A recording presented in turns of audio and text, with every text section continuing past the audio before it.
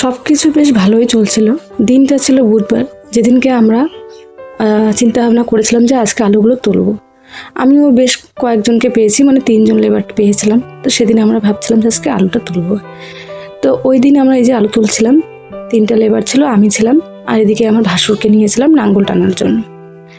তো তারপর রাত্রেবেলায় যে হারে বৃষ্টি হয়েছে, শিলাবৃষ্টি, ঘূর্ণিঝড়, সব কিছু একপাশে, প্লাস আমাদের দিকে জমিতে আলু তুলে রেখেছিলাম। সেই জমিতে যে আলুগুলো রেখেছি, বস্তাগুলো যদি আমরা একটু আলুর বস্তাগুলোকে মুখগুলো সেলাই করে যদি কোথাও উঠিয়ে রাখতাম, তাহলে হয়তো এটা হতো না। আর ঘরের দেখতেই পাচ্ছ, নতুন ফার্নিচারগুলো মাত্র সবে নিয়েছিলাম, সেই ফার্নিচারগুলোও কিন্তু আমার সব কিছু ভিজে যাচ্ছে।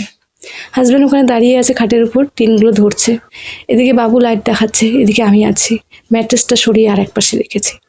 তার জ্বালা ঘরের ফার্নিচারে, সকালবেলা এসে এদিকে আবার দেখে জমিতে এরকম অবস্থা।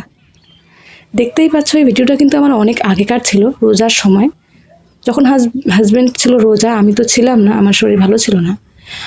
আর এদিকে সকালবেলা এসে দেখি এরকম কাণ্ড। হাজব্যান্ড কী করবে, ওর তো উপায় নেই, গাড়িতে চলে গেছিলো, যেহেতু গাড়ি লোড ছিল। আর বাবু, আমি আর আমার ভাসুর মিলে এখানে আসলাম, এসে দেখি এরকম অবস্থা। আমার একদমই ইচ্ছা ছিল না যে ভিডিওটা আমি আপলোড করব, কিন্তু আজকে যখন আমি ভিডিওটা দেখছিলাম, তো ভাবলাম আজকে একটু শেয়ার করা যাক।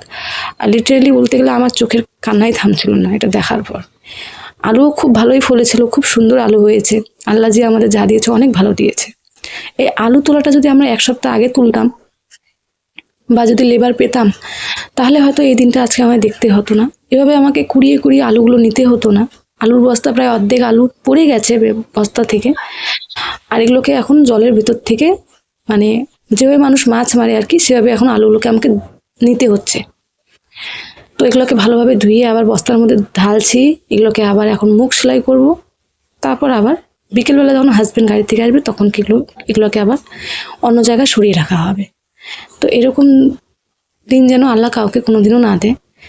আর প্রকৃতির দুর্যোগ তো হতেই পারে, তাই না? তবুও আমি কিছু কিছু ক্লিপস নিয়েছি, বাবু শ্যুট করেছে, আমি করেছি, কিন্তু ভিডিওটা দেওয়া হয়নি তোমাদের। আমার মনটাই এত হারে ভেঙে গেছে।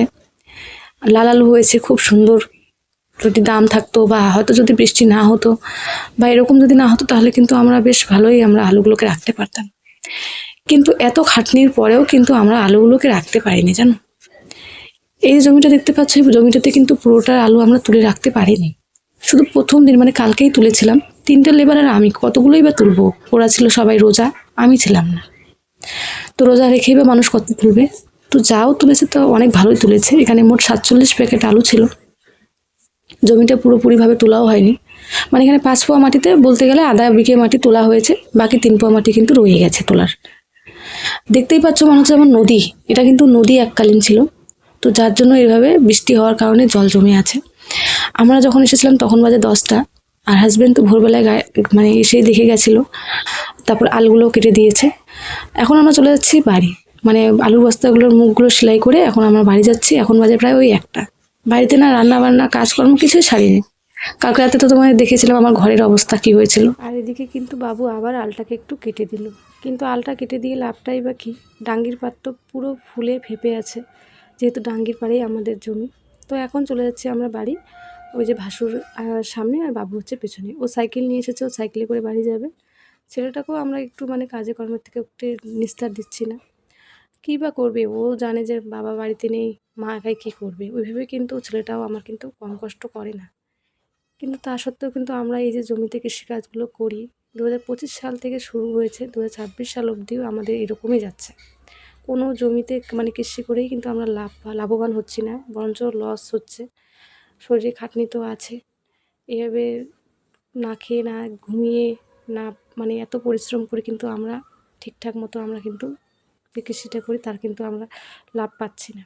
তো যাই হোক, এদিকে বিকেলবেলায় হাজব্যান্ড, এই যে রোজা আছে মানুষটা, ও কিন্তু গাড়ির থেকে সোজা বাড়ি এসেই জামা কাপড় চেঞ্জ করে এই যে চলে এসেছে জমিতে আলুর বস্তাগুলোকে সরিয়ে দেবে বলে।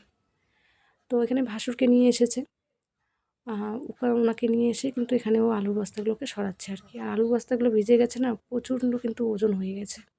আর এই আলুগুলো দেখতে পাচ্ছ, এখানে 47 প্যাকেট আলু। পরে যখন আমরা 5-6 দিন পর আলুগুলো যখন প্যাকেটিং করি আবার নতুন করে, তখন দেখি সব আলু পচে গেছে। তো আমরা মাত্র 30 প্যাকেট আলু ভালো পেয়েছি, মানে সব বেছে টেছে নিয়ে 30 প্যাকেট আলু হয়েছে, বাকিগুলো কিন্তু সব পচে গেছে। কি আর বলবো, কোনো কিছুই আর বলার নেই।